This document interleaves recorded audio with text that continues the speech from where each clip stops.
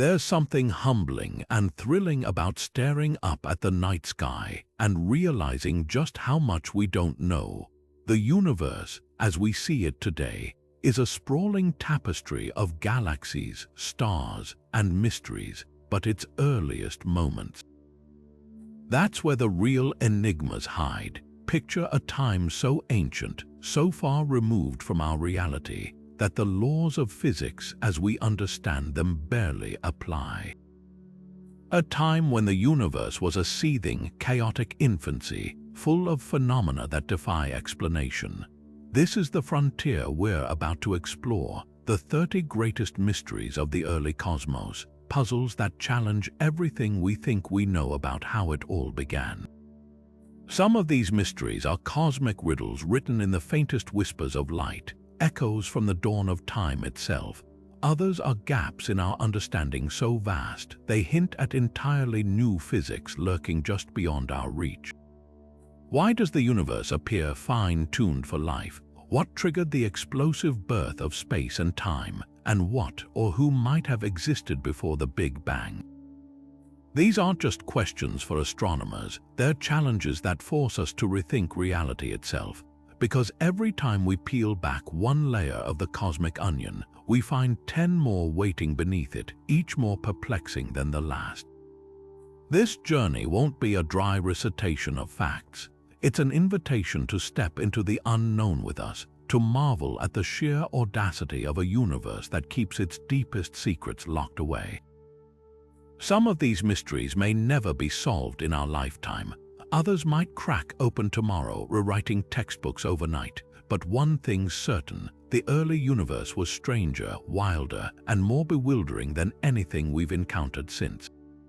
So if you've ever wondered what happened in those first fleeting moments or why we're here at all, stick around. Because the answers, or at least the hunt for them, is about to take us to the edge of human understanding and beyond.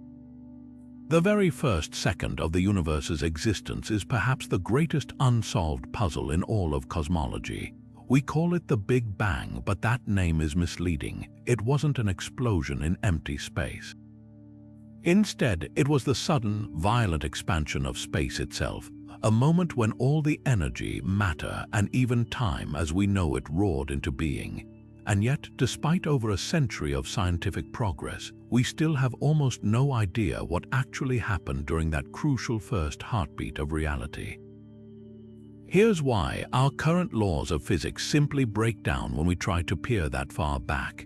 At the Planck epoch, the universe's first 10 to the minus 43 seconds gravity, quantum mechanics, and all known forces were fused into a single, indescribable chaos.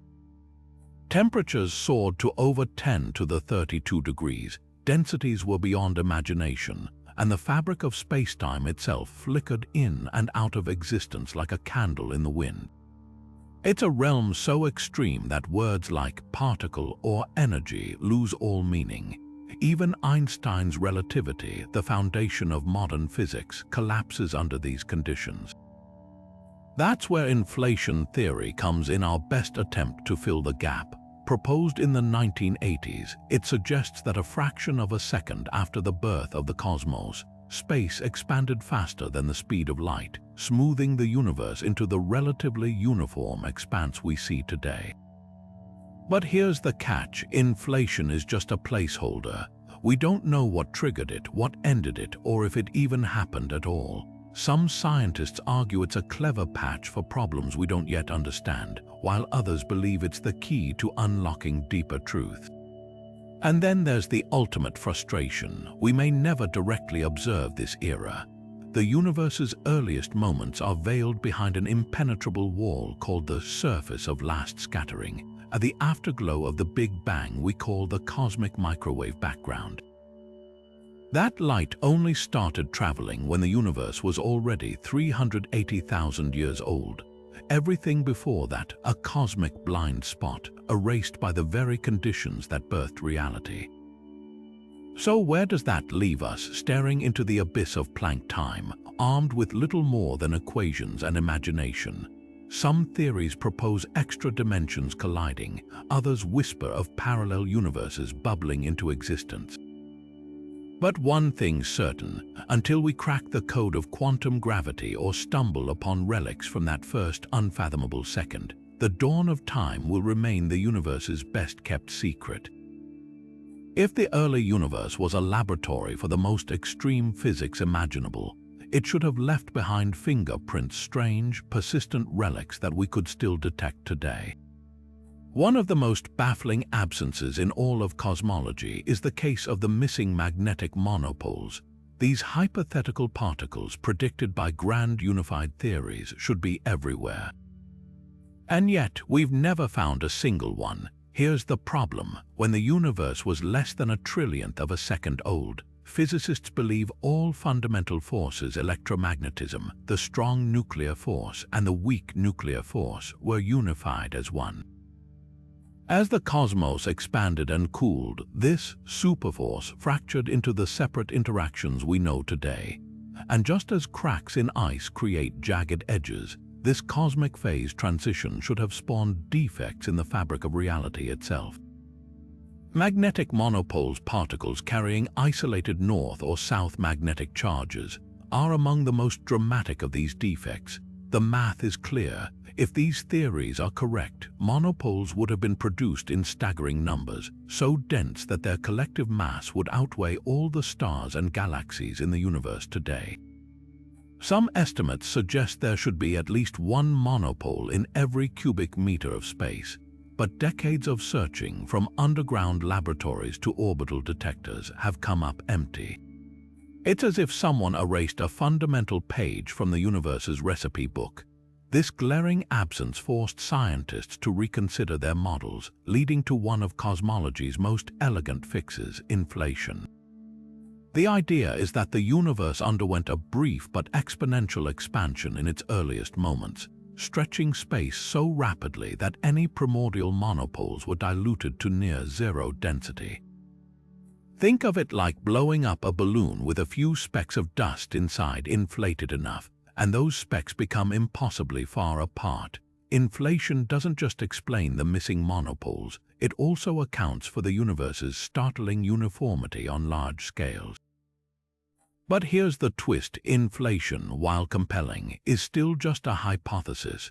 No one knows what physical mechanism could have triggered such an expansion or why it stopped. Some researchers argue we're papering over the problem rather than solving it. Alternative theories suggest monopoles might be hiding in plain sight, clustered in cosmic strings or disguised as dark matter. Others propose they simply don't exist, meaning our understanding of unification itself might be flawed. The deeper we dig, the stranger it gets. If monopoles are out there, they'd be cosmic fossils, carrying secrets about the universe's first trillionth of a second. Finding even one could revolutionize physics, but their absence, that's just as profound. It's a silent reminder that the early universe didn't play by the rules we've written for it, and that the greatest mysteries often lie in what isn't there. Take a map of the cosmic microwave background, the faint afterglow of the Big Bang, and you'll notice something bizarre. No matter which direction you look, patches of the universe separated by billions of light years share the exact same temperature, down to a few millionths of a degree. This shouldn't be possible. According to the classic Big Bang model, these regions were too far apart to ever exchange heat or information. It's like walking into a crowded room where every single stranger is wearing identical outfits, right down to the stitching. The odds are beyond astronomical, yet the universe pulls it off effortlessly. This cosmic conundrum is called the Horizon problem, and it exposes a glaring flaw in our simplest picture of the early cosmos. Here's why it's so troubling. Light, the fastest thing in the universe, hasn't had enough time since the Big Bang to travel between these distant regions. Without any way to communicate, how could they possibly reach thermal equilibrium? Imagine 2 cups of coffee placed on opposite ends of a football field, cooling to the same temperature at the same instant without ever being connected. The classic model offers no explanation, leaving scientists to grapple with a universe that seems too uniform for its own good. Enter inflation, the cosmic reset button. The theory proposes that in the first sliver of a second after the Big Bang, space itself expanded faster than light could keep up. Picture a balloon inflating so rapidly that every dot on its surface is suddenly flung away from every other dot. Regions that were once close enough to exchange heat were violently stretched apart, freezing their identical temperatures in place before they could drift out of sync. Inflation doesn't just solve the horizon problem, it predicts the near-perfect uniformity we observe. Yet even this elegant fix comes with caveats. If inflation happened, why did it start? And more puzzlingly, why did it stop? Some theorists argue it's a mathematical band-aid, masking deeper ignorance about the universe's true initial conditions. Others suggest alternatives, like a bouncing cosmos that recycled heat from a previous contraction. But the most tantalizing possibility is that inflation isn't a one-time event. If eternal inflation is correct, our universe might be just one bubble in an endless froth of expanding space, each with its own unique physics. The horizon problem isn't just a technical hiccup, it's a clue that the early universe operated by rules we're only beginning to glimpse. Whether inflation holds the answer or not, one thing is clear: the cosmos has a knack for preserving its mysteries, even in the echoes of its birth. Of all the cosmic coincidences that keep physicists awake at night, few are as startling as the universe's uncanny flatness. Imagine balancing a pencil perfectly on its tip, so precisely that even after 14 billion years of existence, it hasn't fallen over. That's essentially what the cosmos has done with its own geometry. According to Einstein's general relativity, the universe could have three possible shapes: positively curved like a sphere, negatively curved like a saddle, or perfectly flat like a sheet of paper. And here's the kicker: measurements show it's flat to within 1% accuracy. This isn't just close, it's precision that defies probability. The problem arises when we ask why the universe chose this razor's edge balance. In the aftermath of the Big Bang, even the tiniest deviation from flatness, extra matter here, slightly less energy there, should have snowballed over time. A slightly positive curvature would have caused the cosmos to collapse back on itself in a big crunch eons ago. A negative curvature would have sent everything flying apart so violently that stars and galaxies could never have formed. Yet here we are, in a universe that somehow hit the cosmological jackpot, landing exactly on that knife edge of flatness. The odds of this happening by chance are about the same as flipping a coin and getting heads 100 times in a row. This is where inflation swoops in with another elegant save. Just as it explains the horizon problem by stretching regions of space that were once in contact, inflation also flattens the universe like dough beneath a cosmic rolling pin. Picture a crinkled balloon. When you blow it up, the surface becomes smoother and flatter.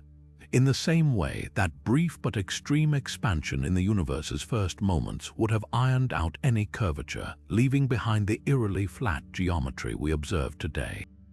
Without inflation, we'd need to accept that the early universe was miraculously fine-tuned from the start, a conclusion that makes most physicists deeply uncomfortable. But the flatness problem isn't just about geometry, it's a window into something far deeper.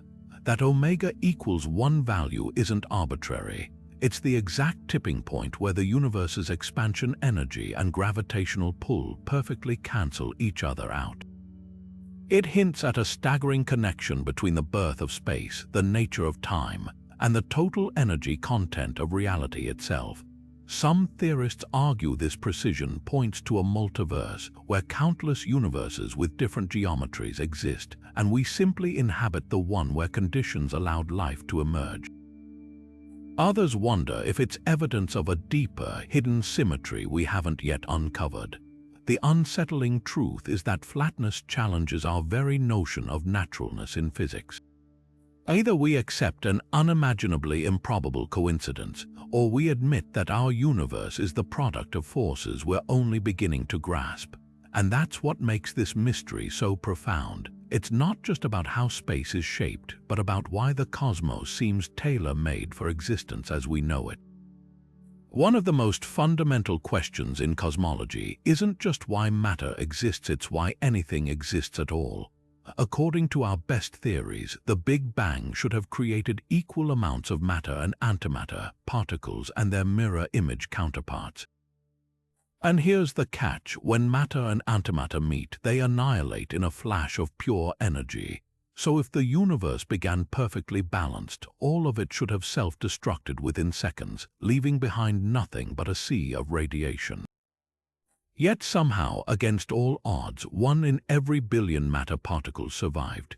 That faint leftover is everything we see around us: stars, planets, even ourselves. The question is, how did nature rig the game? This cosmic imbalance is known as Baryonic asymmetry, and it hinges on a crucial violation of nature's rules. In the 1960s, physicist Andrei Sakharov outlined 3 conditions that had to be met for matter to dominate.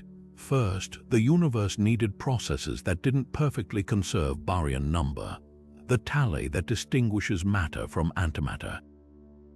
Second, it required both charge conjugation and parity symmetry (CP) to be broken, meaning particles and their antimatter counterparts couldn't behave identically. And third, these violations had to occur out of thermal equilibrium, preventing the universe from correcting itself as it cooled. Meeting all 3 would tip the scales ever so slightly in matter's favor.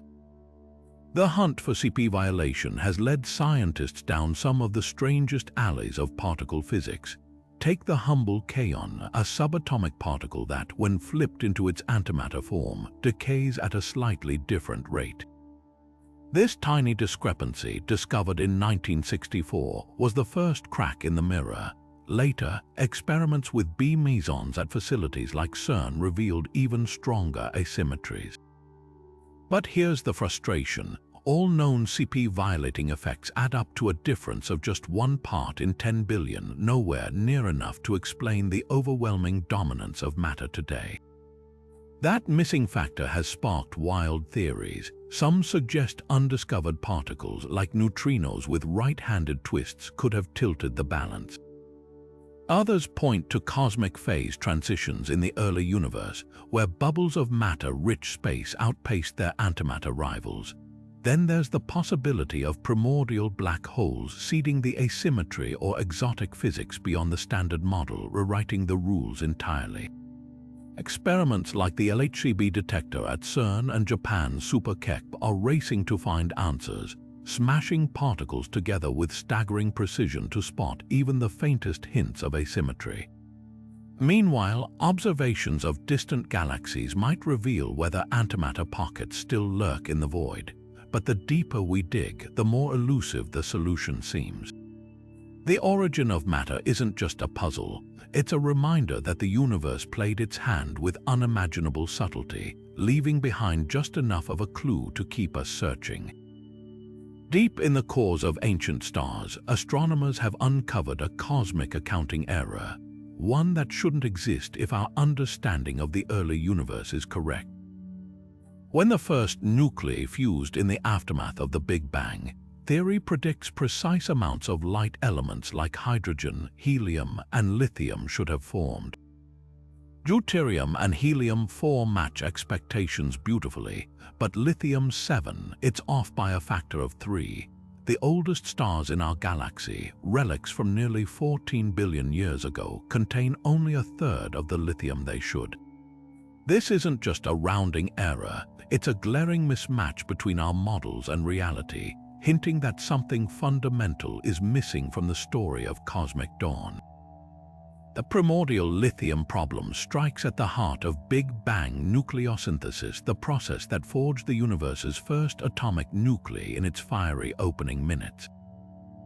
Back then, temperatures were too high for atoms to exist, but just right for protons and neutrons to collide and stick, forming deuterium, helium, and trace amounts of lithium.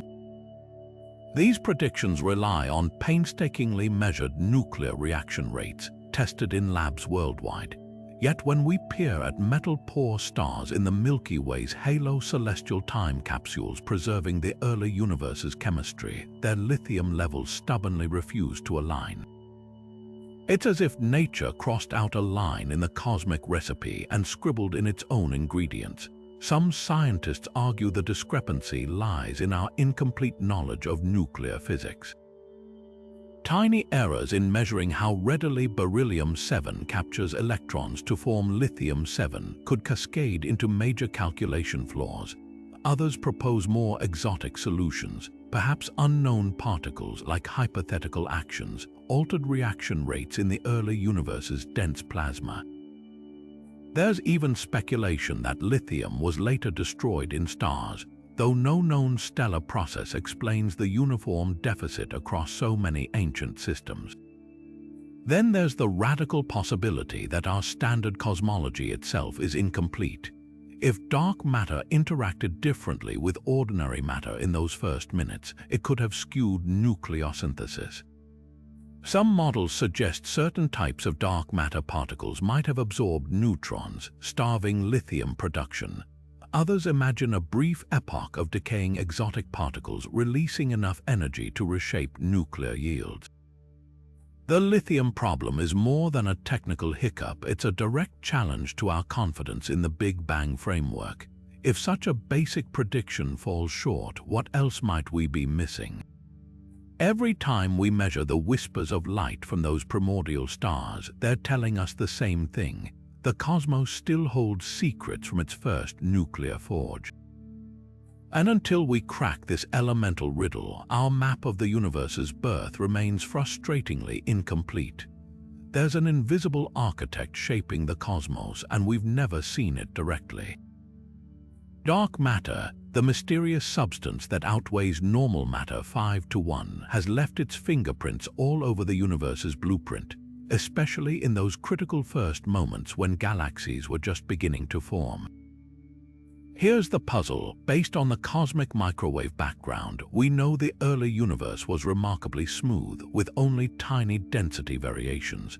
Yet somehow, within a few 100 million years, vast webs of galaxies sprang into existence. Ordinary matter alone couldn't have pulled this off. Gravity from visible stars and gas is far too weak. Something else provided the gravitational scaffolding, and whatever it was, it doesn't interact with light. That's the shadowy presence we call dark matter. The case for its existence starts with the cosmic speed limit. When astronomers measure how fast stars orbit the centers of galaxies, they find something bizarre. The outer stars move just as fast as the inner ones. According to Newton's laws, this shouldn't happen unless there's way more mass than we can see, wrapped in an enormous invisible halo. The same pattern repeats in galaxy clusters, where the visible matter accounts for less than 20% of the gravitational glue holding them together. Even more striking is gravitational lensing, the way massive objects bend light from distant galaxies. Some clusters warp spacetime so dramatically that they must contain hundreds of times more mass than their stars and gas suggest. So what is this elusive substance? The leading candidate for decades has been WIMP, weakly interacting massive particles. These hypothetical particles would be heavy, slow-moving relics from the early universe, barely interacting with normal matter except through gravity. Underground detectors like LUX Zeppelin and Xenon 1T have spent years hunting for the faintest nuclear recoils that might betray a WIMP passage, but so far the silence is deafening. That's led some physicists to pivot toward actions ultralight particles originally proposed to solve a quantum puzzle. Billions of times lighter than electrons, actions would swarm through space like a ghostly fog, potentially detectable through their subtle influence on magnetic fields. Experiments like ADMS are tuning into what might be the universe's faintest radio station, searching for actions converting into microwaves under strong magnetic fields. Then there's the radical alternative. Maybe we've got gravity all wrong. Modified Newtonian dynamics, or MUND, suggests that on cosmic scales, gravity behaves differently than Einstein predicted. It's a bold idea, one that dispenses with dark matter entirely by tweaking the equations themselves. And in some cases, like explaining galactic rotation curves, it works surprisingly well.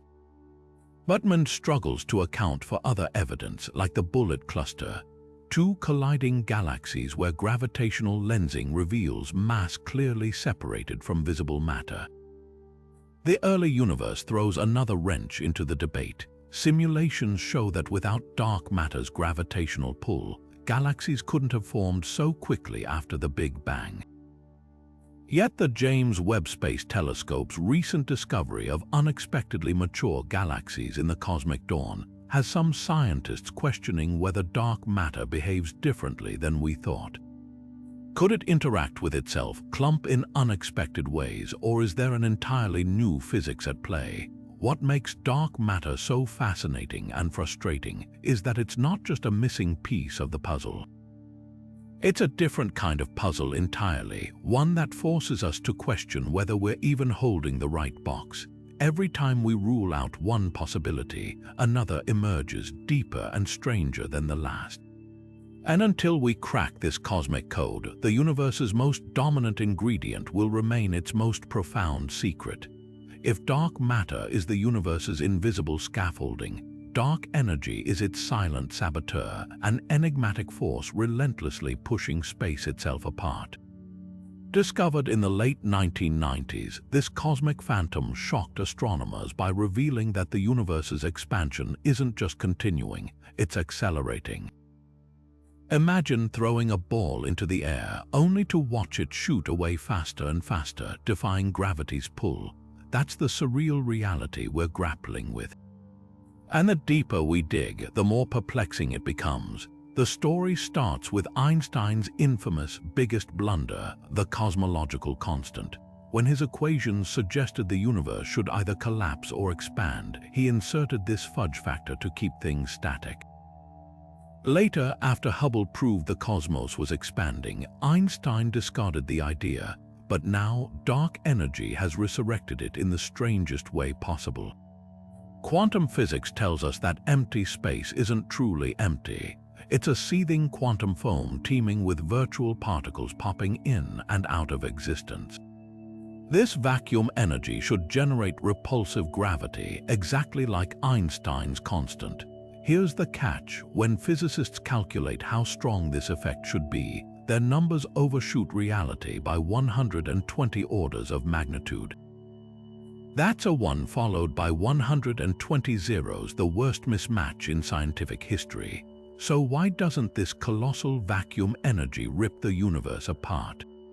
One possibility is that unknown symmetries cancel it out almost perfectly, leaving behind just a whisper of the original force. Another is that dark energy isn't constant at all, but a dynamic field evolving over time, like an invisible fifth fundamental force.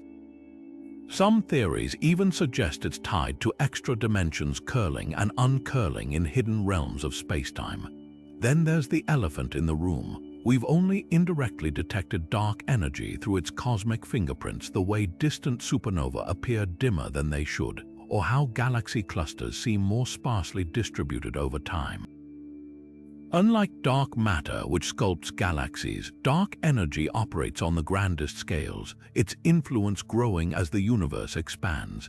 In a sense, it's the ultimate cosmic irony. The same force that made life possible by stretching space enough for stars and planets to form will one day isolate galaxies in an eternal void, their light forever beyond each other's reach. The most unsettling part: we might never fully understand dark energy.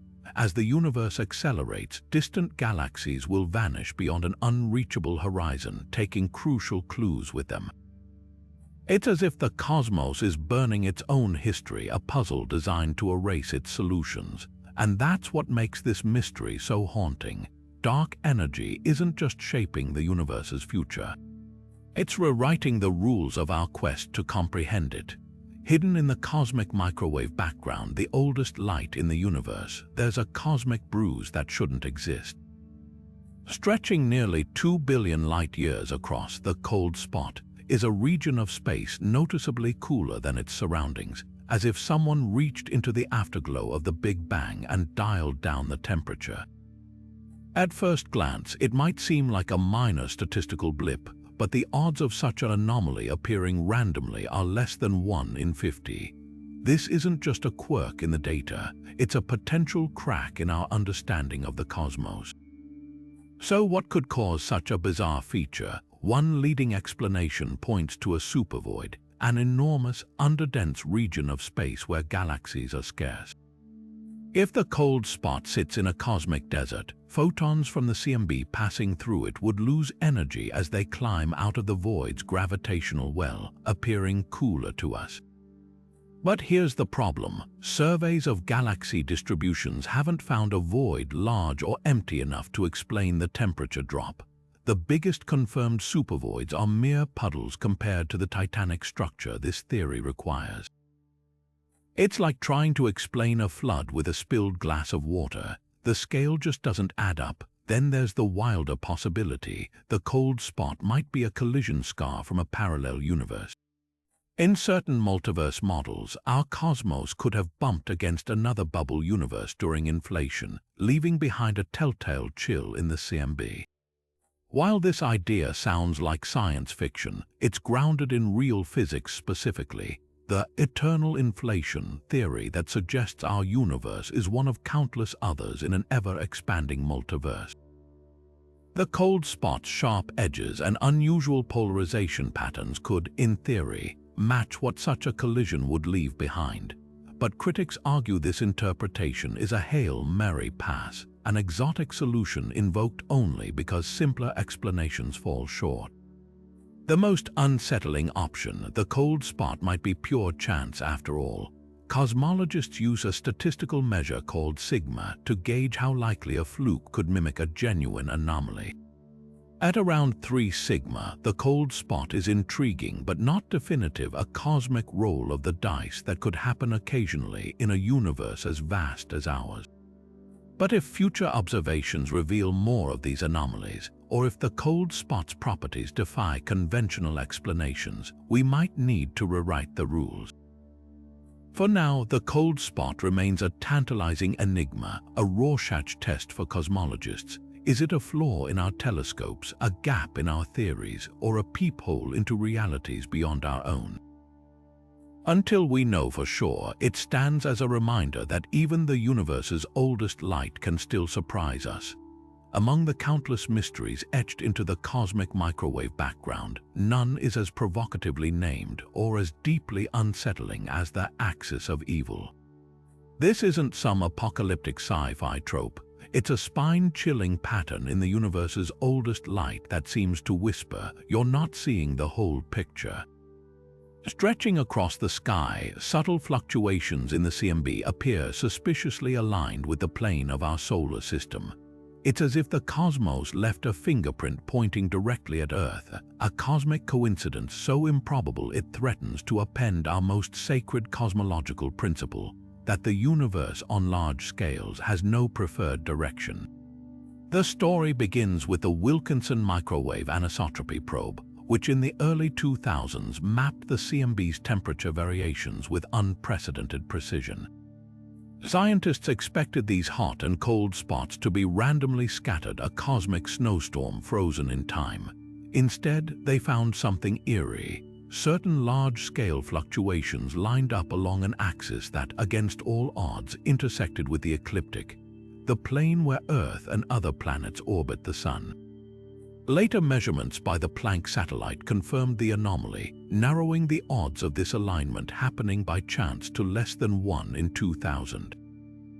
Cue the scientific uproar. If the universe is truly isotropic, the same in all directions, why would its primordial fluctuations care about our tiny solar system's geometry?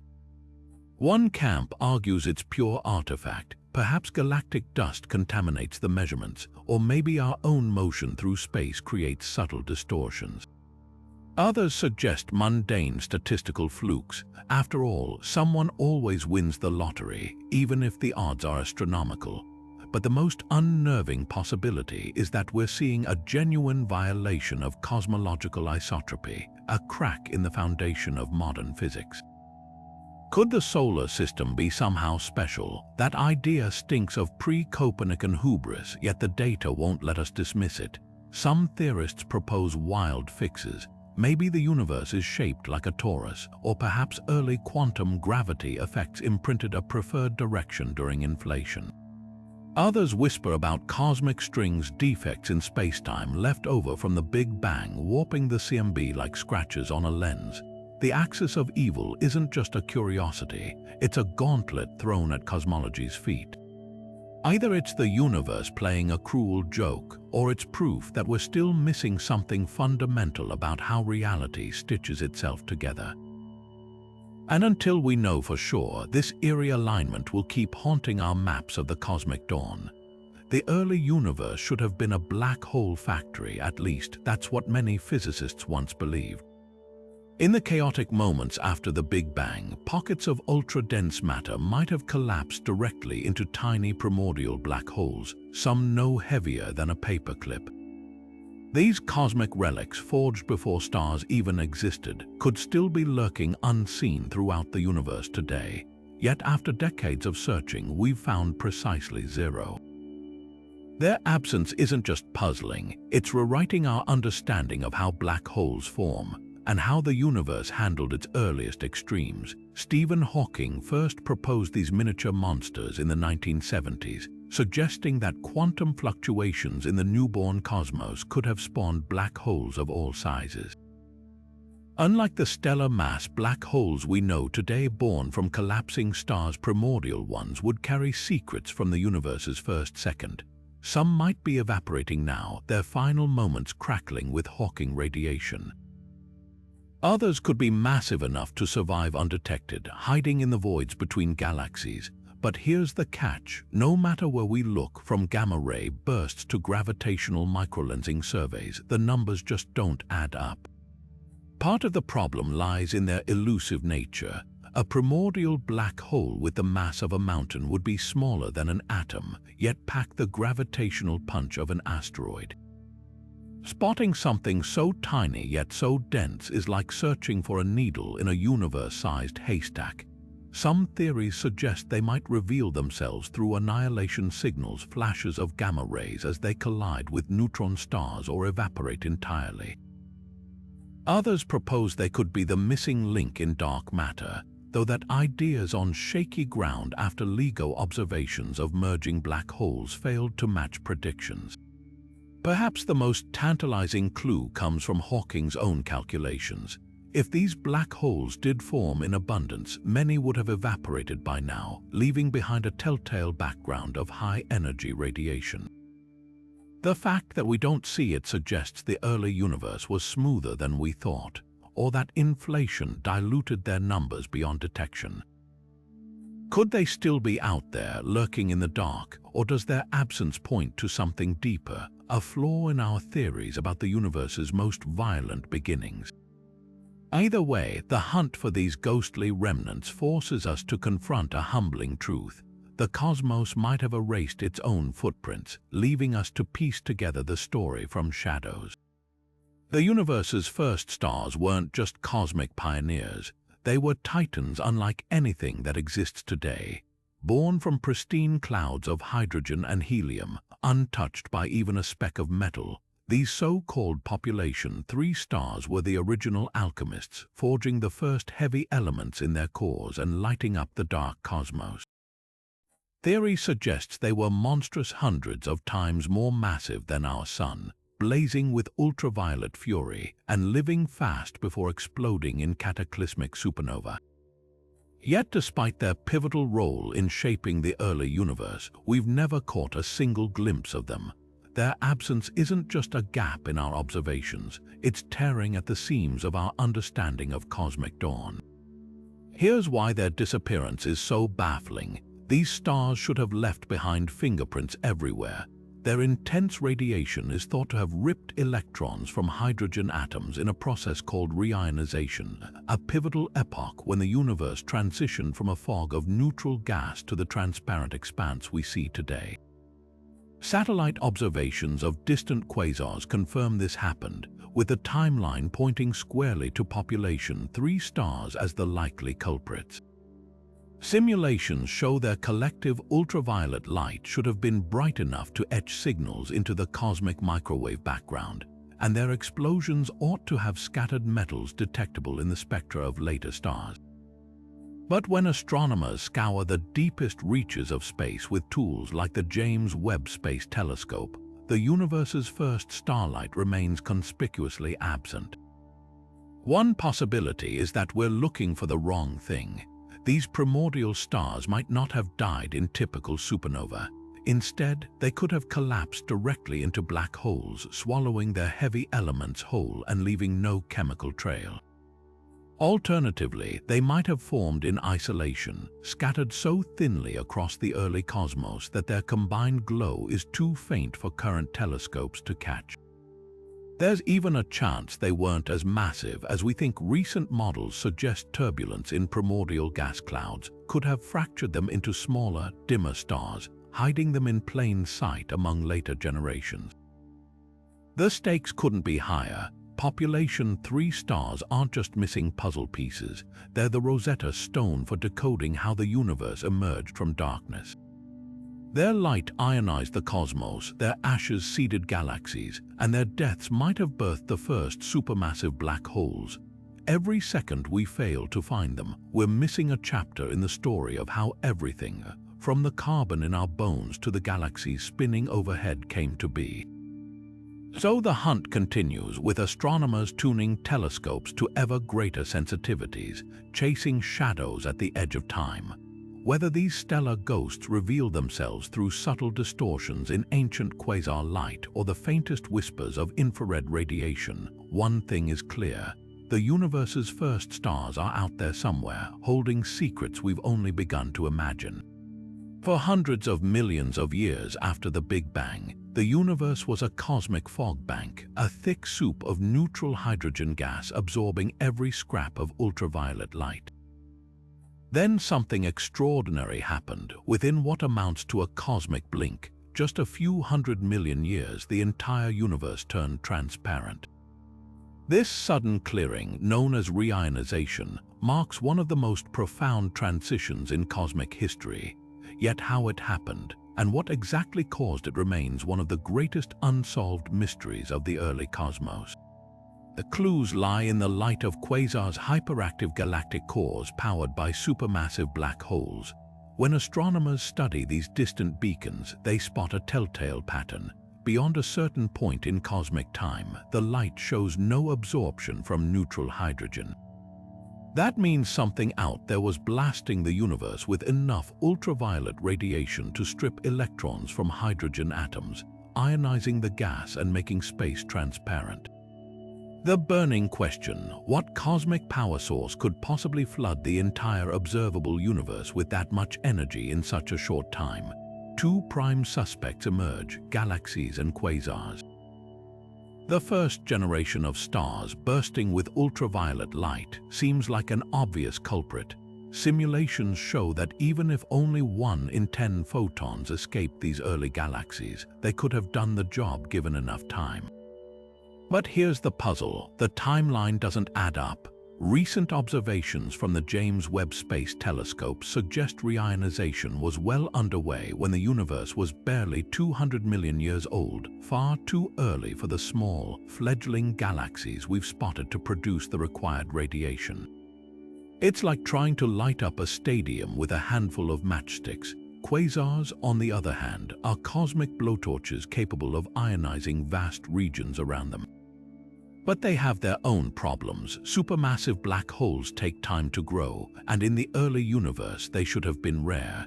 Even if every known early quasar worked overtime, they couldn't account for more than a fraction of the reionization we observe.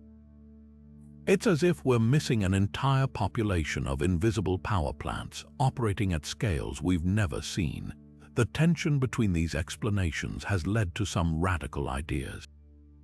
Maybe early galaxies were far more efficient at leaking ultraviolet light than we thought, their radiation punching through dust and gas that would normally trap it.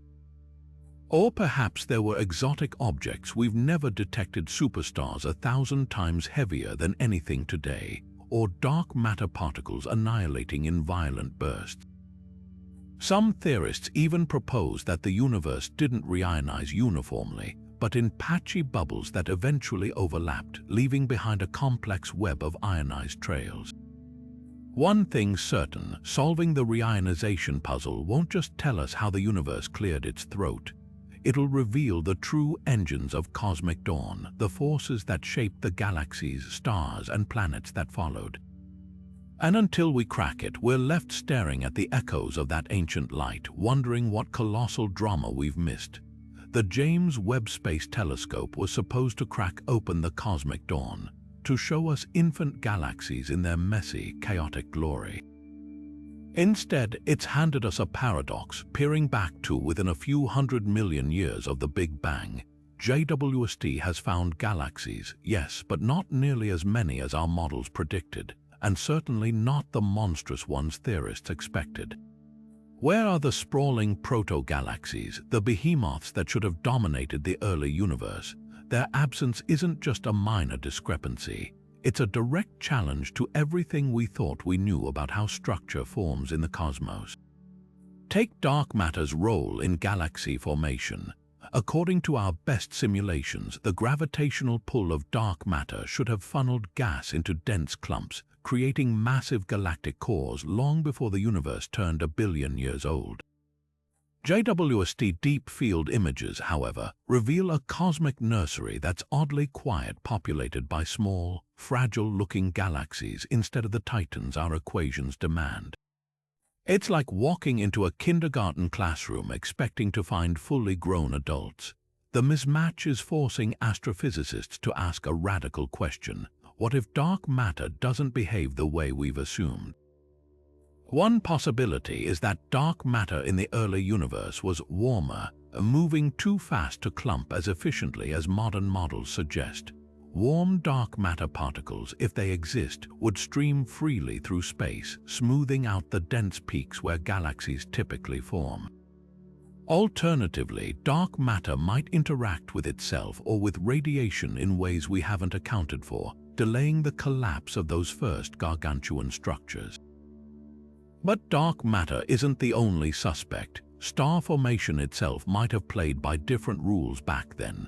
Today, galaxies convert gas into stars at a leisurely pace, but in the early universe, theorists assumed the process was frenetic, a free-for-all where gas collapsed directly into stars without the turbulence or feedback we see now. Yet JWST observations hint at something more nuanced. Early galaxies seem to have formed stars in fits and starts, as if something, perhaps fierce radiation from those first stellar generations, kept shutting down the production line. Then there's the elephant in the room. Maybe we've overestimated how quickly supermassive black holes grew. These gravitational monsters lurking at the centers of galaxies can heat or eject gas with terrifying efficiency, potentially stifling star formation before it really gets going. If black holes were more active in the early cosmos than we realized, they could have pressed pause on galaxy growth, leaving behind a population of stunted dwarfs instead of the cosmic giants we expected. The implications are staggering. If our standard galaxy formation models are missing a key ingredient, whether it's the behavior of dark matter, the physics of star birth, or the appetite of black holes, it doesn't just rewrite the story of the early universe. It challenges our entire understanding of how structure evolves across cosmic time. Every faint smudge of light in JWST deep field images is a clue, a whisper from an era when the rules might have been stranger than we ever imagined. And until we decode them, the silence of those early galaxies will keep echoing through the halls of cosmology, a riddle written in starlight and shadow. At the heart of nearly every large galaxy today sits a supermassive black hole, a gravitational monster weighing millions or even billions of times more than our Sun. These cosmic behemoths are supposed to take time to grow, slowly feasting on gas, stars, and other black holes over billions of years. But here's the problem: we've found them lurking in the universe's infancy, fully formed when the cosmos was barely a toddler. The most distant one known, powering a quasar called J1342+0928, was already 800 million times the Sun's mass when the universe was just 690 million years old. That's like finding a skyscraper in the middle of a prehistoric swamp. It shouldn't be there, and yet there it stands, defying every timeline we've got. How did these giants appear so quickly? One leading theory suggests they formed through direct collapse, a cosmic shortcut where vast clouds of pristine gas in the early universe skipped the star-forming stage entirely and collapsed straight into black holes. Picture a gas cloud so massive and dense that instead of fragmenting into stars, it implodes under its own weight, birthing a black hole thousands of times heavier than the Sun in one catastrophic instant. These seed black holes could then balloon to supermassive sizes by gorging on the surrounding gas. But even this dramatic scenario struggles to explain the sheer scale of the earliest quasars. For a black hole to reach billions of solar masses so fast, it would need to eat at the maximum possible rate for its entire existence. A cosmic buffet with no breaks, no slowdowns, and no wasted time. Then there's the rapid accretion camp, which argues that even smaller seed black holes, perhaps left behind by the first generation of stars, could have grown ultra-fast if conditions were just right. In the early universe, gas clouds were denser, temperatures were higher, and there was no pesky starlight or radiation to push material away. Black holes might have feasted like never before, swallowing gas unimpeded at rates far exceeding what we see today. But here's the catch: physics imposes limits. As matter spirals into a black hole, it heats up, emitting radiation so intense that it should blow away the very gas supply the black hole needs to grow. To reach supermassive sizes so quickly, these black holes would have had to find a way to bypass this Eddington limit, either by funneling gas in through dense, cold streams or by merging with other black holes in a chaotic dance of cosmic gluttony. The wildest possibility, we might be missing a whole chapter of black hole formation. Some theories propose exotic mechanisms, like supermassive stars made of dark matter collapsing directly into black holes, or primordial black holes, formed in the universe's first second, serving as ready-made seeds. Others speculate that the laws of gravity themselves behaved differently in the early cosmos, allowing structures to form faster than our current models predict. Whatever the answer, these impossible early black holes are more than cosmic oddities. They're stopwatches forcing us to rethink how quickly the universe can build its most extreme objects. Every time we push our telescopes deeper into the past, we find these giants staring back at us, silent and inscrutable, as if taunting us with the question, how much of the story are you still missing? Hidden within the rainbow of light from distant quasars lies one of the universe's strangest paper trails, a bizarre pattern of absorption lines so dense, it's been dubbed the Lyman Alpha Forest. These dark spikes in quasar spectra represent hydrogen gas scattered across billions of light years, each line a fingerprint from clouds that absorbed specific wavelengths as the light traveled toward us. But when astronomers peer closely at this forest, they find anomalies that defy explanation: gaps where lines should be, clusters where they shouldn't, and whispers of something even stranger: the possibility that the laws of physics themselves might have been different in the ancient cosmos. The mystery begins with the basics. Hydrogen, the universe's simplest and most abundant element, absorbs light at a precise wavelength called the Lyman alpha line. As quasar light passes through clouds of hydrogen at different redshifts, each cloud imprints its own version of this line, shifted slightly based on its distance. The result should resemble a neatly ordered comb, but instead we get a jungle. Some regions show far fewer lines than expected, as if vast swaths of hydrogen have been mysteriously ionized. Others reveal bizarre clustering, where clouds appear to huddle together over scales too large for gravity alone to explain. The most unsettling anomalies come from lines that seem slightly off. Their wavelengths shifted in ways that suggest the fine structure constant, which governs electromagnetism, might have been subtly different billions of years ago. Could these oddities be traces of dark matter's hidden hand? One provocative theory suggests certain types of dark matter particles might interact with hydrogen, subtly altering how it absorbs light. Another proposes that dark matter could be heating the intergalactic medium in patches, ionizing hydrogen in erratic patterns. Even wilder ideas point to cosmic strings, hypothetical defects in spacetime left over from the Big Bang, warping the light in ways that mimic changing physical constants. Then there's the measurement problem, the fine structure constant, a number so fundamental it dictates how atoms hold together, should be immutable. Yet some quasar studies suggest it might have varied by mere parts in a million over cosmic time, a claim so controversial it sparked decades of debate. Skeptics argue the anomalies stem from systematic errors or overlooked astrophysical processes. Supporters counter with painstaking observations, like those from Chile's Very Large Telescope, where light from quasars like He 0515414 seems to carry the faintest imprint of a different electromagnetic reality. The stakes couldn't be higher. If the Lyman Alpha Forest truly harbors evidence of inconstant physics, it would upend our most cherished assumption that the laws of nature are universal and unchanging. But if dark matter or some other unseen force is sculpting these patterns, it could reveal an entirely new chapter in our understanding of the invisible cosmos. Every quasar's spectrum is a time capsule, its forest of lines a puzzle waiting to be decoded, one that might just rewrite the rules of reality itself.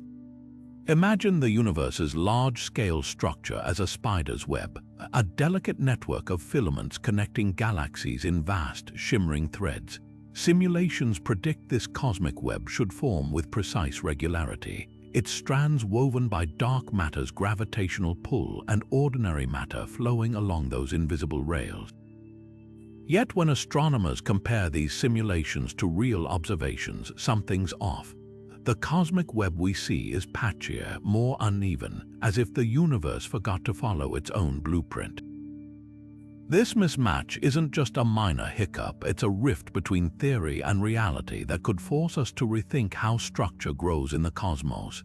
Take the Illustris TNG project, one of the most sophisticated universe simulations ever created. It models billions of years of cosmic evolution, showing dark matter scaffolding laced with gas and stars, forming filaments that stretch hundreds of millions of light years. But point a telescope at regions like the Sloan Great Wall, an actual filamentary structure, and the differences jump out. Simulations produce thinner, more evenly distributed strands, while the real universe favors clumpier, knottier formations. Some filaments glow brighter with galaxies than predicted, while others fade into near invisibility. It's as if the cosmic web has a mind of its own, defying the rules we've written for it. One possible explanation lies in baryonic feedback, the way ordinary matter pushes back against gravity's pull. Stars and supermassive black holes don't just passively follow dark matter's lead. They erupt with energy, superheating gas and blasting it far beyond where simulations typically account for. This could explain why some filaments appear underpopulated. Their gas was blown away before it could collapse into galaxies. The trouble is, tweaking feedback in simulations to match observations often creates new problems elsewhere, like producing too few dwarf galaxies or distorting the shapes of galaxy clusters.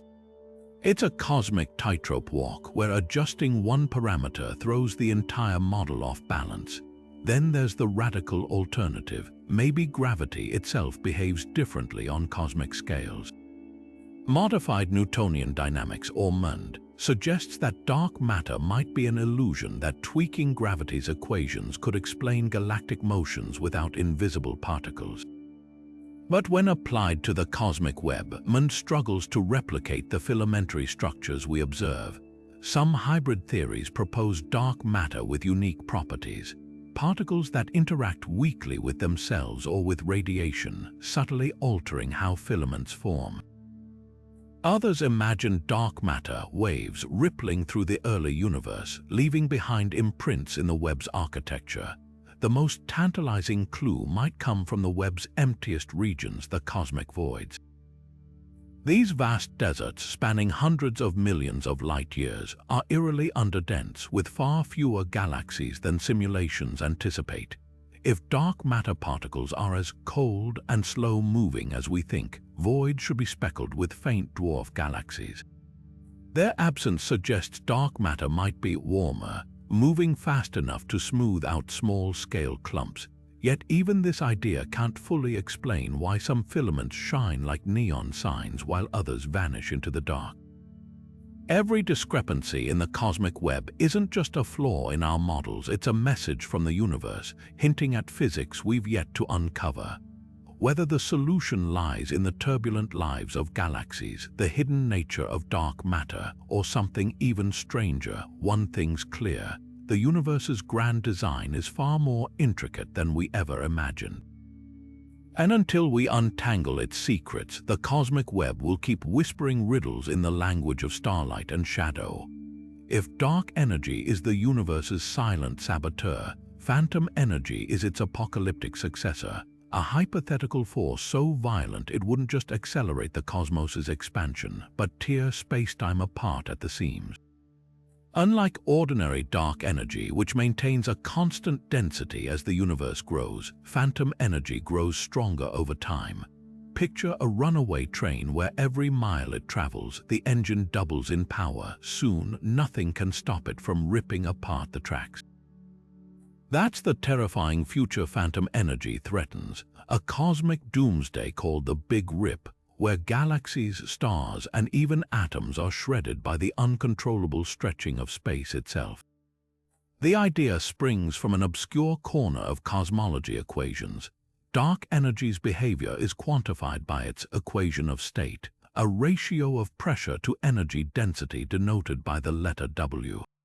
For ordinary dark energy, W equals -1. But if W dips even slightly below that threshold, say to -1.1, the energy's density would increase as space expands, creating a feedback loop of runaway destruction. Over billions of years, phantom energy's grip would tighten. First, galaxy clusters would be ripped apart, their gravitational bonds no match for the accelerating void. Then, individual galaxies would unravel, stars flung into the darkness. In the final moments, planetary systems, molecules, and even atomic nuclei would be torn asunder, a cosmic demolition so complete it would leave nothing but isolated particles drifting in an infinite, empty expanse. What makes phantom energy so unnerving is that we can't rule it out.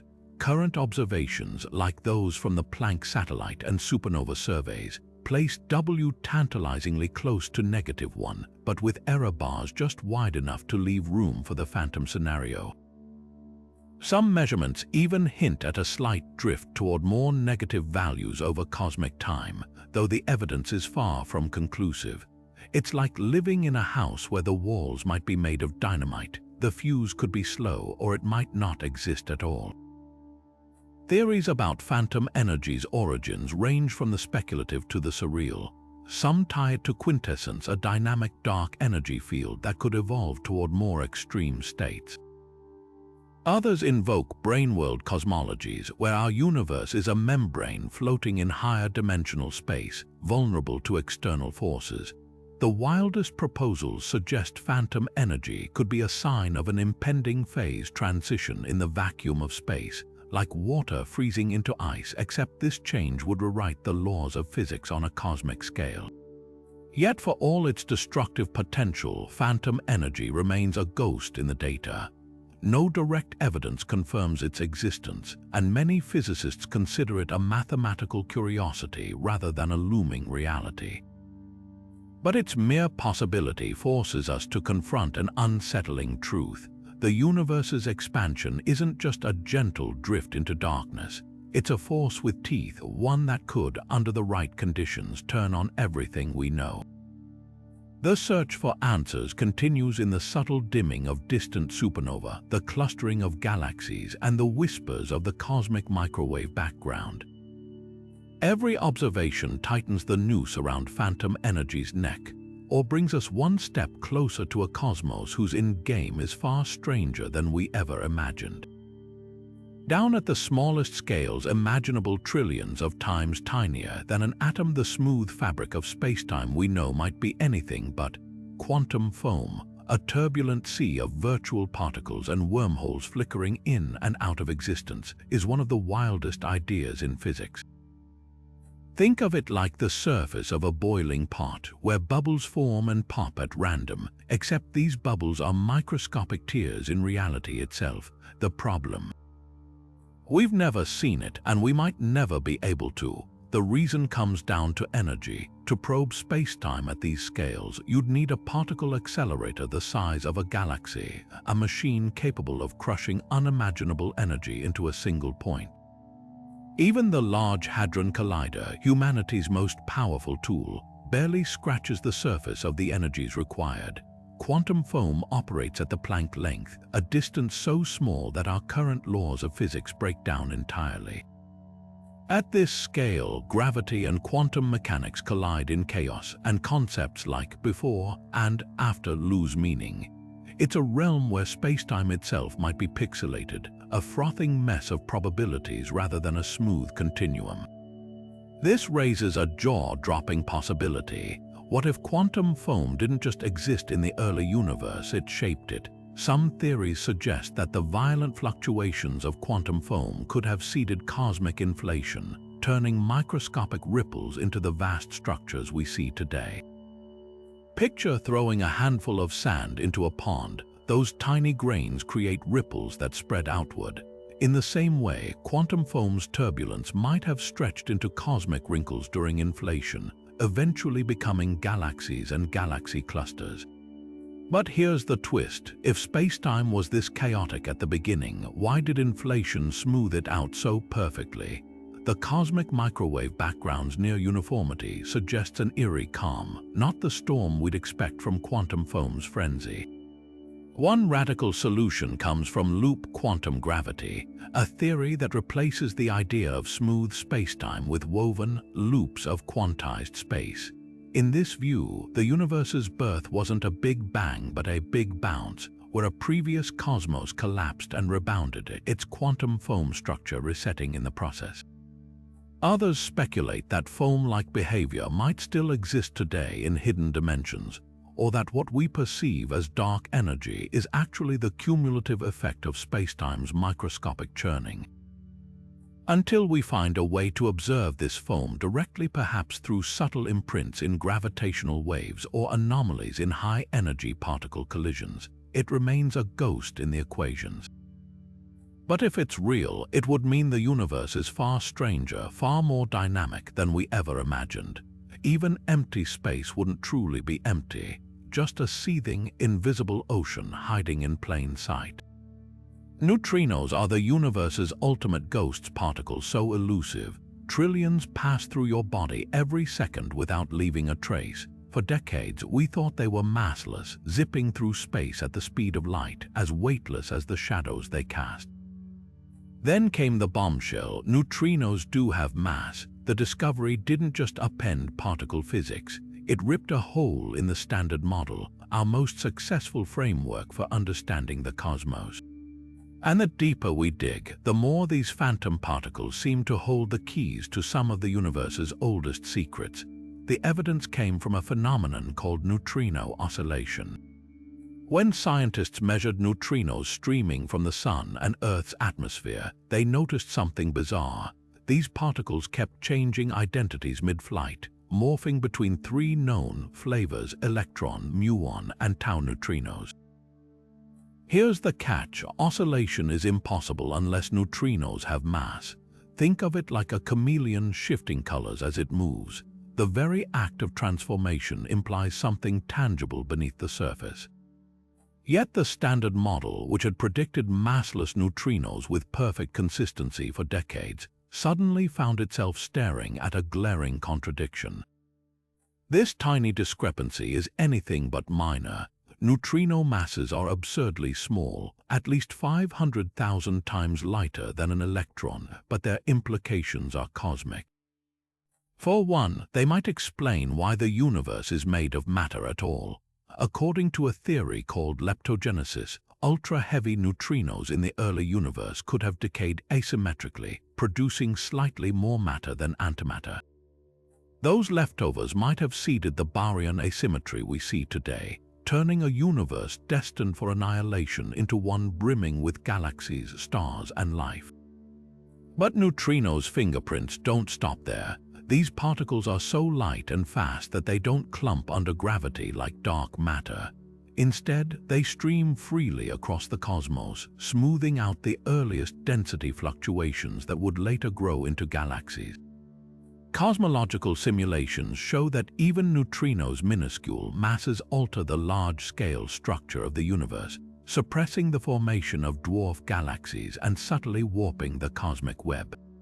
It's as if the universe's blueprint was drawn with an invisible hand, one we're only now beginning to sense. The hunt to pin down neutrino masses has become one of physics' most urgent quests. Experiments like Katrin in Germany are chasing the faintest energy fingerprints of neutrino decay, while projects like Dune aim to study oscillation patterns with unprecedented precision. Meanwhile, astronomers scour the cosmic microwave background for imprints of neutrino-driven smoothing, hoping to reconstruct the particle's role in shaping the cosmos. What makes this mystery so profound isn't just the science, it's the sheer audacity of these particles. Neutrinos defy expectations at every turn, slipping through detectors like smoke, rewriting the rules of physics, and quietly sculpting the universe while remaining nearly invisible to us. They're reminders that even the most successful theories are provisional, and that the cosmos always has another surprise up its sleeve. The early universe was a place of violent cosmic weather, phase transitions so abrupt they might have left behind scars in the very fabric of spacetime. These hypothetical defects, known as cosmic strings, are thought to be infinitesimally thin threads of pure energy, thinner than a proton yet stretching across billions of light years. Imagine spacetime as a frozen lake and cosmic strings as cracks in the ice relics from moments when the universe's fundamental forces split apart, leaving behind defects in the cosmic ice. At their core, cosmic strings are topological kinks, wrinkles in spacetime's geometry that never smoothed out. Born in the first fractions of a second after the Big Bang, they'd carry the gravitational heft of entire galaxies packed into filaments thinner than a quantum hair. Their gravitational influence would be bizarre, not pulling objects inward like planets or stars, but warping light in strange double images as it passes by, a phenomenon called lensing without mass. Yet despite decades of searching, no telescope has ever caught a definitive glimpse of these elusive threads. So why haven't we spotted them? One possibility is they're simply too sparse. Inflation, the universe's explosive early growth spurt, could have stretched them so far apart that only a handful remain in our observable cosmos. Another wrinkle: cosmic strings might not produce the clean lensing arcs we expect from galaxies or black holes. Instead, their gravity would create abrupt, razor-thin distortions like looking at a streetlight through a cracked windshield that blend into the noise of telescope data. Even their most promising signature, faint ripples in the cosmic microwave background, could be masquerading as ordinary statistical fluctuations. The hunt isn't hopeless, though. Some theorists suggest cosmic strings might betray themselves through bursts of gravitational waves, shimmering spacetime disturbances emitted when strings snap or collide. Others speculate they could trigger unexplained gaps in the distribution of distant quasars, like invisible fences blocking light across the universe. And if strings do exist, their sheer weirdness could rewrite physics. Unlike black holes or dark matter, they'd be true one-dimensional objects governed by quantum mechanics on cosmic scales, a laboratory for testing reality's deepest laws. For now, cosmic strings remain ghosts in the equations, their existence hovering between prediction and speculation. But if we ever do catch one's shadow flickering in the data, it'll be more than a discovery. It'll be a direct window into the universe's first turbulent moments, proof that even space-time itself can bear scars. Every spiral galaxy we observe, from our own Milky Way to distant walls of starlight billions of light-years away, hides an invisible force woven through its arms, vast magnetic fields, stretching tens of thousands of light-years. These fields are weak, 1,000,000 times fainter than Earth, yet their scale is staggering. They twist along galactic spirals, guide cosmic rays, and may even shape how stars are born. But their origin, that's one of the most stubborn puzzles in cosmology. Did these magnetic fields emerge from the chaos of the early universe itself, or are they the slow-cooked products of billions of years of cosmic turbulence? The primordial camp argues these fields are ancient relics from the universe's first moments. In this scenario, random quantum fluctuations during inflation could have stretched microscopic magnetic seeds into cosmic-scale filaments. These protofields would have been weak initially, but as gravity pulled matter into galaxies, the fields would have amplified, like invisible ink darkening under heat. Supporting this idea are observations of magnetic fields in some of the most distant galaxies ever seen, structures so young they shouldn't have had time to grow such organized fields through conventional means. It's like finding a perfectly tuned piano in the ruins of a freshly built house. Yet there's a catch. Primordial fields should have left imprints on the cosmic microwave background, subtle swirls in the polarization of that ancient light. So far, no such signal has been detected. That silence has led other researchers to argue that galaxy-scale magnetism is a later innovation, forged in the furnaces of stars and black holes. As supernovae explode and active galactic nuclei belch plasma into the void, these violent events could generate small-scale magnetic fields. Over eons, galactic dynamos spiraling motions of ionized gas might have amplified and organized these fields into the grand structures we see today. The debate gets even murkier when we zoom out to galaxy clusters. These sprawling metropolises of galaxies are threaded with magnetic fields far stronger than those inside individual galaxies, sometimes strong enough to deflect ultra-high-energy cosmic rays. How did they get there? If primordial, why are they so patchy? If astrophysical, what mechanism could have spread magnetism so uniformly across millions of light-years? Some theorists propose a hybrid solution. Perhaps weak primordial fields acted as seeds, providing a head start for later astrophysical processes to amplify. Others imagine exotic physics, like phase transitions in the early universe's quark-gluon plasma generating magnetic bubbles. Meanwhile, radio telescopes like LOFAR and the Square Kilometre Array are hunting for faint synchrotron signals, the telltale glow of electrons spiraling around magnetic field lines, in the most distant reaches of space, hoping to catch magnetism in its infancy. What's at stake isn't just the history of magnetic fields. It's a window into the universe's ability to self-organize. Whether these fields were scribbled into the cosmos at its birth or painstakingly etched over time, their story is written in the invisible ink of fundamental forces, one we're only beginning to decode. And until we do, the universe's hidden magnetic tapestry will keep pulling us deeper into the mystery. The universe is playing a cruel trick on cosmologists. It's giving them two different answers to one of the most fundamental questions in science. How fast is everything expanding? On one side, we have meticulous measurements of the cosmic microwave background, that ancient light from the universe's infancy, suggesting an expansion rate of about 67 kilometers per second per megaparsec. On the other, observations of supernova and pulsating stars in our cosmic neighborhood insist it's closer to 73. This gap might sound trivial, but after decades of refining instruments and sharpening calculations, the discrepancy won't budge. It's called the Hubble tension, and it's not just a rounding error. It's a crack in the foundation of modern cosmology. The tension begins with two irreconcilable rulers. The first, built from the cosmic microwave background, works like a fossil record. By studying slight temperature variations in this primordial light, scientists can extrapolate how quickly the infant universe was growing, then use our understanding of dark energy and matter to project that rate forward to today. It's a bottom-up approach rooted in the universe's earliest moments. The second ruler relies on standard candles, celestial objects like Type Ia supernova, whose known brightness lets astronomers gauge distances across space. By comparing these distances to how much the light has redshifted, we get a direct top-down measurement of the current expansion rate. Both methods are painstakingly precise, yet they stubbornly refuse to agree. So where's the disconnect? One possibility is observational error, but that's growing harder to swallow.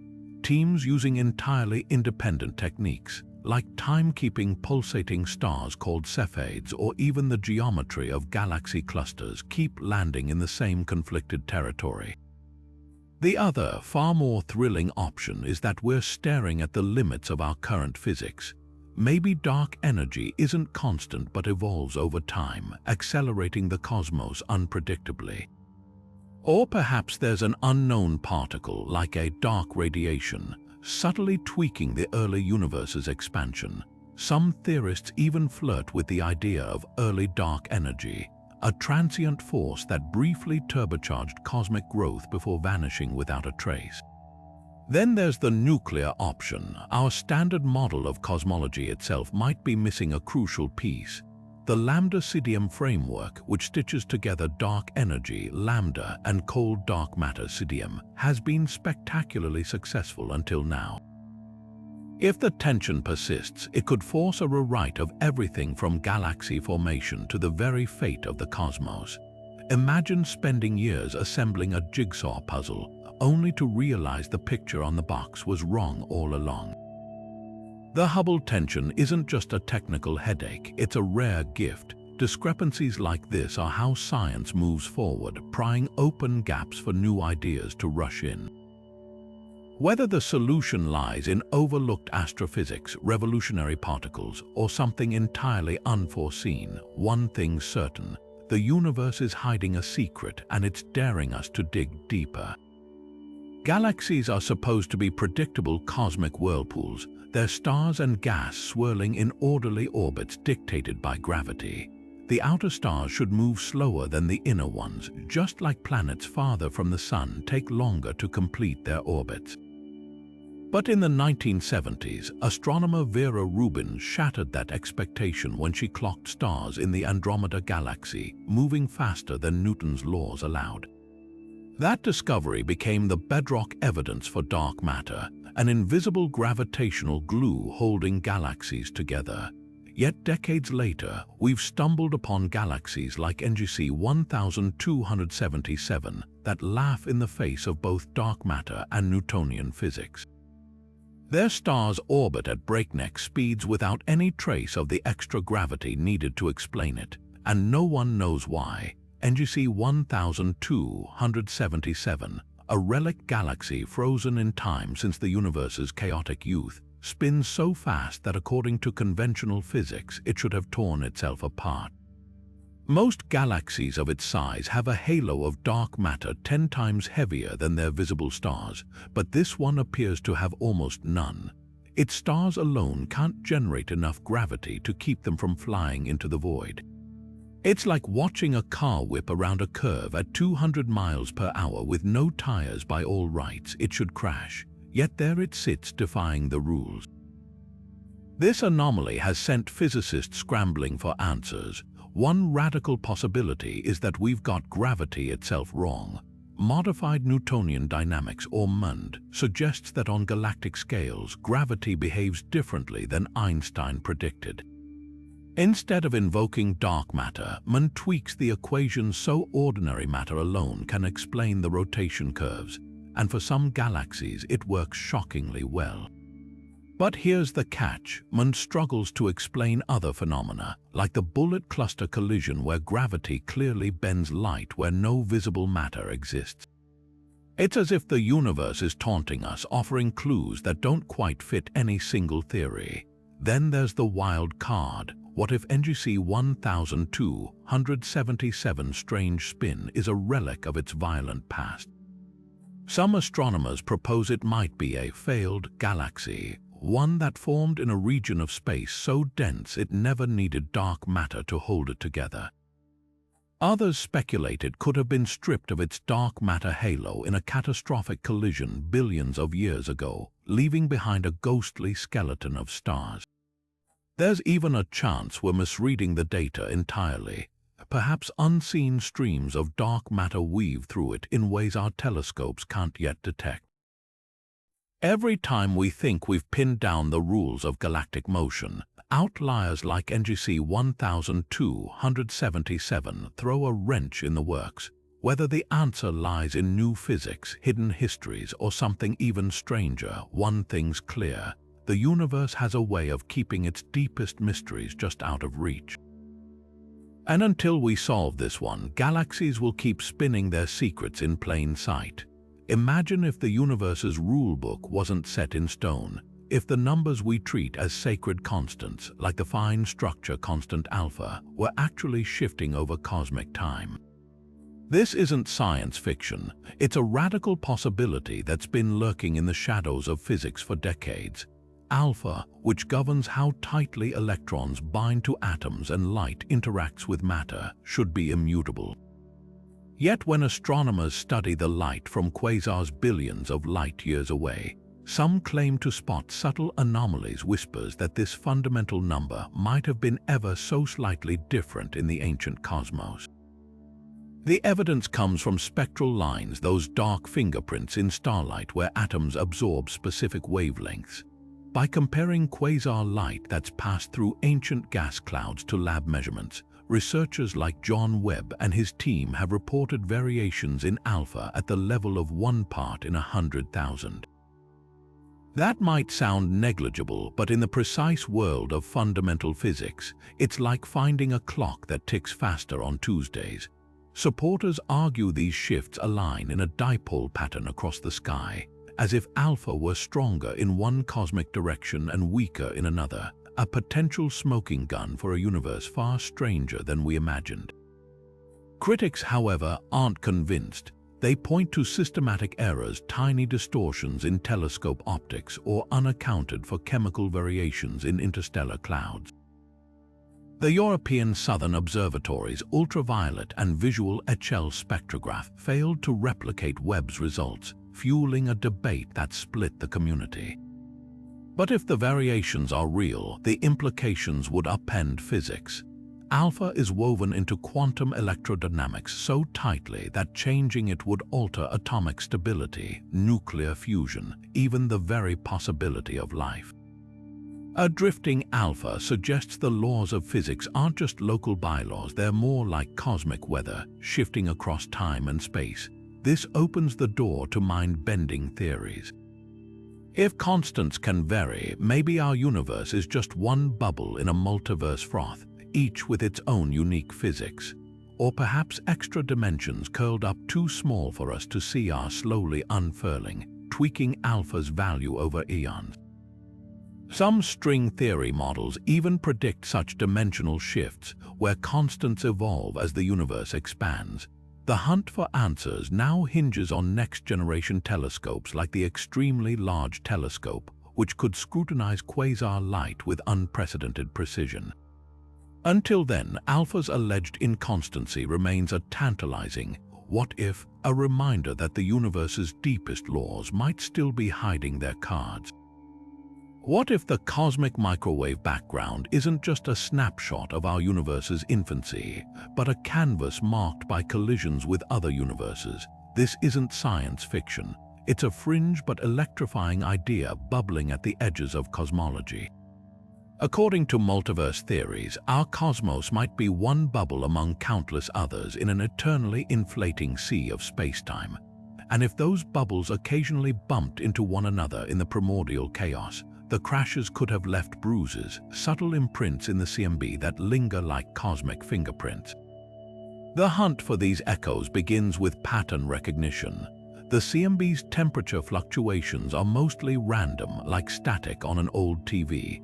but some researchers claim to spot anomalies, circular, cold spots, or asymmetrical swirls that defy standard inflationary models. One such anomaly, the infamous cold spot we discussed earlier, has sparked wild speculation. Could its unusual temperature drop and polarization patterns be the scar of a long-ago collision with another universe? The math is tantalizing. When bubble universes collide, they should generate gravitational waves that distort spacetime, leaving behind telltale rings or gradients in the CMB. Not everyone's convinced. Skeptics argue these anomalies are statistical flukes, cosmic Rorschach tests where overeager scientists see shapes in the noise. After all, the CMB is a tapestry of randomness. Some oddities are inevitable. Others point to mundane astrophysical explanations like supervoids or foreground galactic dust muddying the signal. Even if a collision imprint exists, disentangling it from the CMB's chaotic background is like picking out a single whisper in a hurricane. The most provocative evidence comes from simulations. When theorists model colliding bubble universes, the resulting CMB distortions sometimes mirror the real anomalies we observe, particularly concentric temperature patterns that inflation alone can't explain. These simulations suggest collisions would create hot or cold rings with specific polarization signatures, like ripples from a pebble tossed into a pond. The challenge: these features are fiendishly subtle.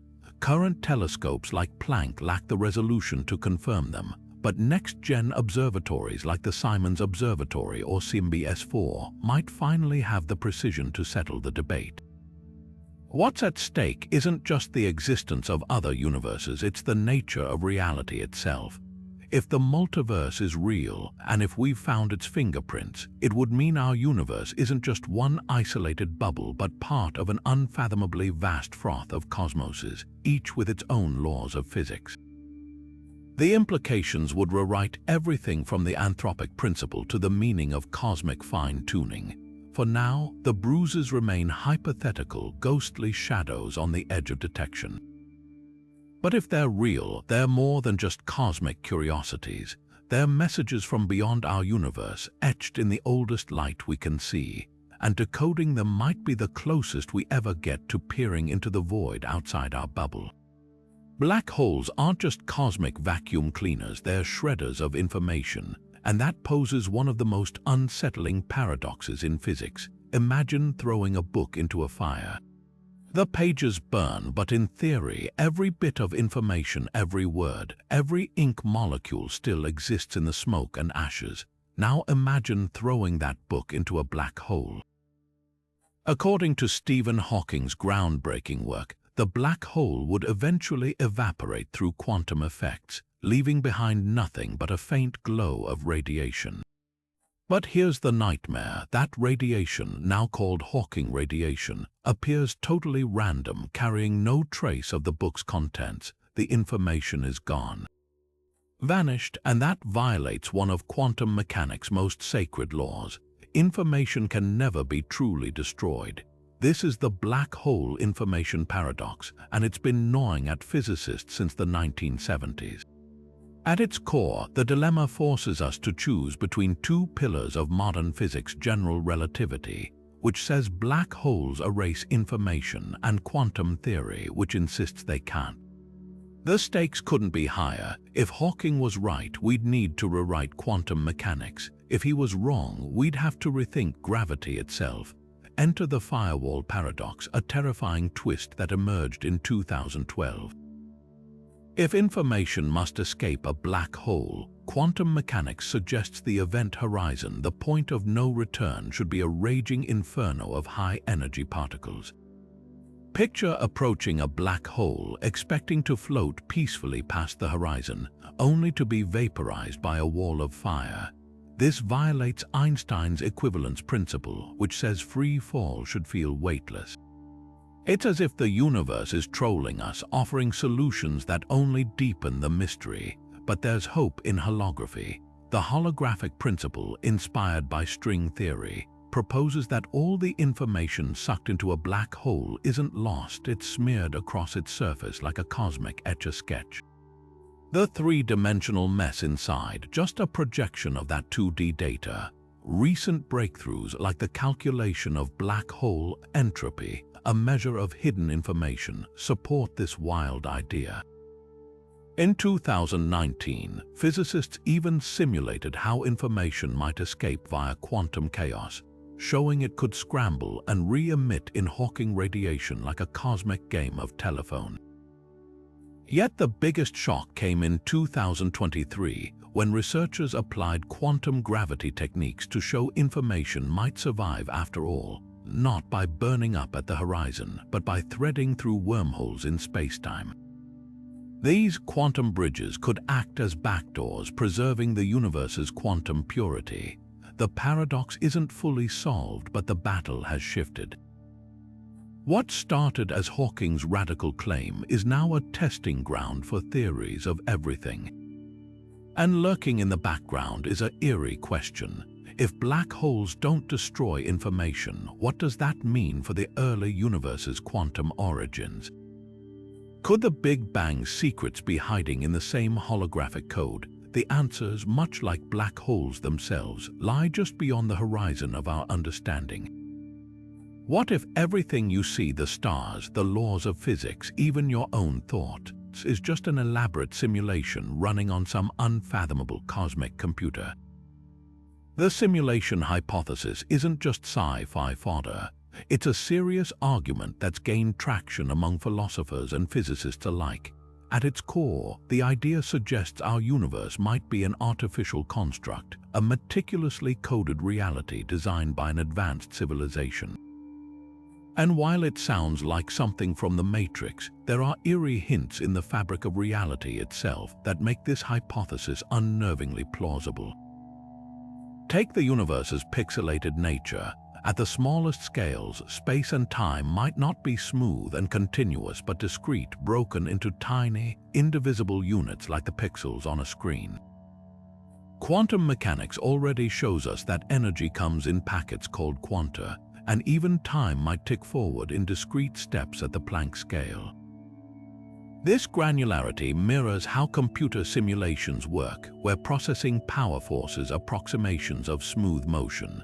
Then there's the speed of light, an uncrossable limit that feels less like a fundamental law and more like a processing constraint, a cosmic firewall preventing the simulation from overloading.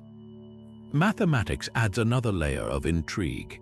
The universe runs on equations so precise they border on artificial. Fundamental constants like the fine structure constant are fine-tuned to mind-boggling precision. Tweak them even slightly, and stars, atoms, and life itself would collapse. Such perfection could imply a designed system, or at least raise the question of why nature settled on these exact values. Even the way particles behave when unobserved, existing in probabilistic superpositions until measured, echoes how video games render graphics only when a player looks at them to save processing power.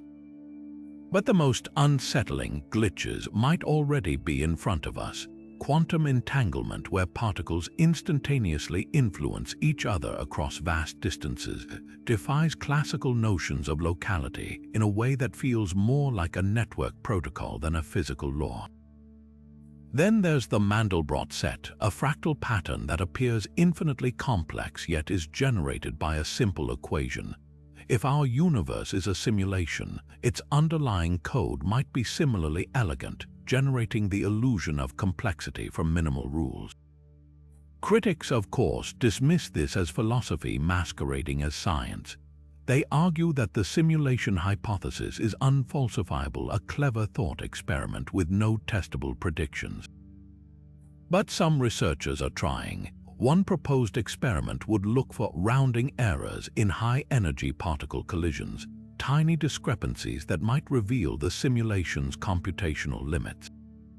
Others suggest that if the universe is a simulation, it might reuse assets repeating patterns in the arrangement of galaxies or fundamental particles to save memory. Yet even if we never prove it, the simulation hypothesis forces us to confront profound questions. If reality is code, who or what wrote it? Are we players in someone else's game, or are we the programmers ourselves, nested in layers of simulated universes? And if this is all a construct, does that make the stars any less beautiful, or our quest for understanding any less meaningful?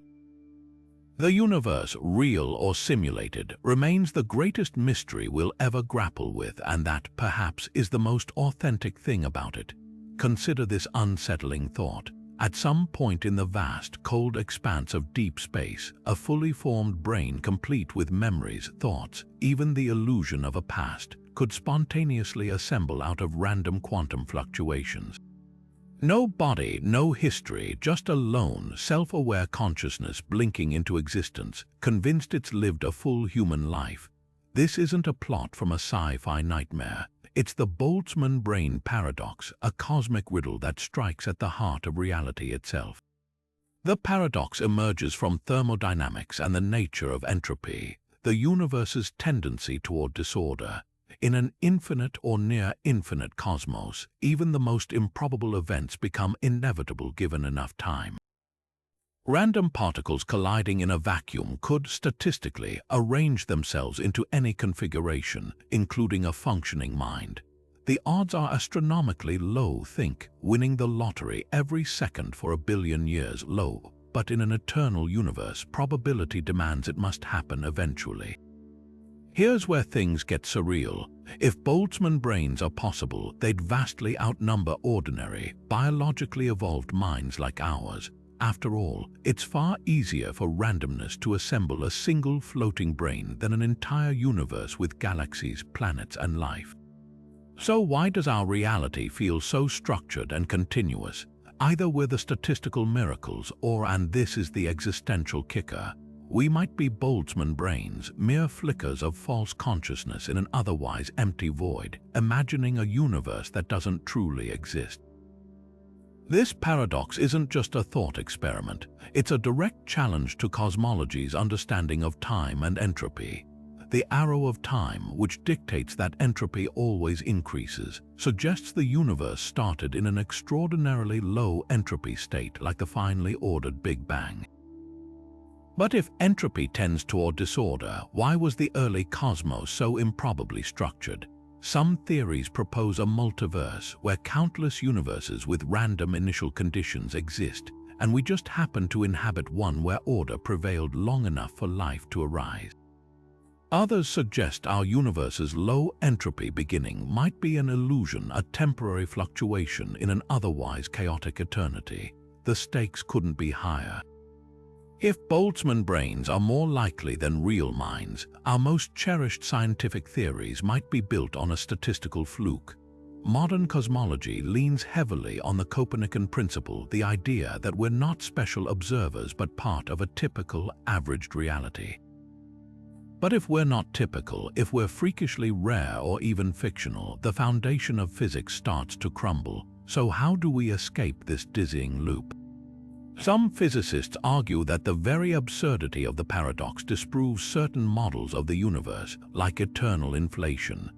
Others suggest that consciousness itself might be a cosmic safeguard, a phenomenon so intrinsically tied to ordered systems that true randomness could never mimic it.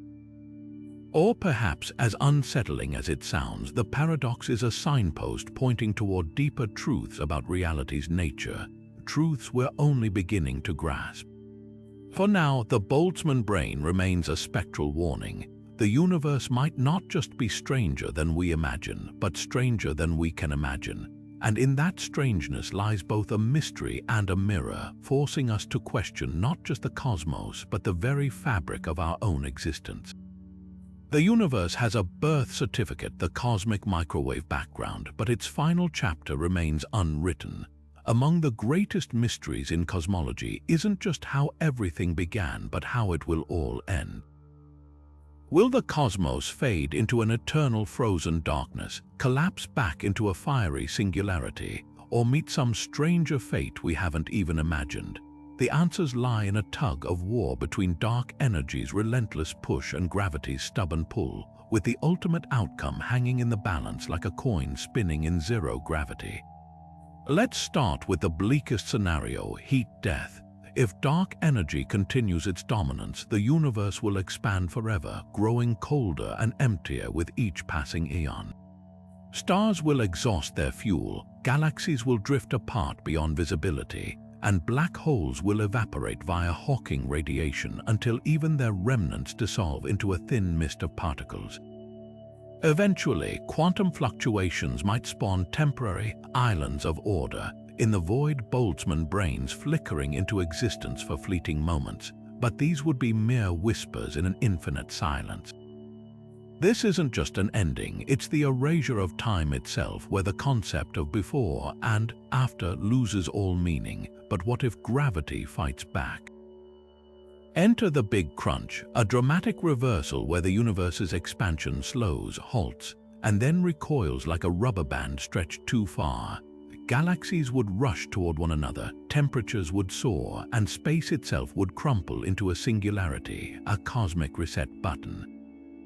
Some theories even suggest this collapse could trigger a new Big Bang, birthing a fresh universe in an endless cycle of destruction and rebirth.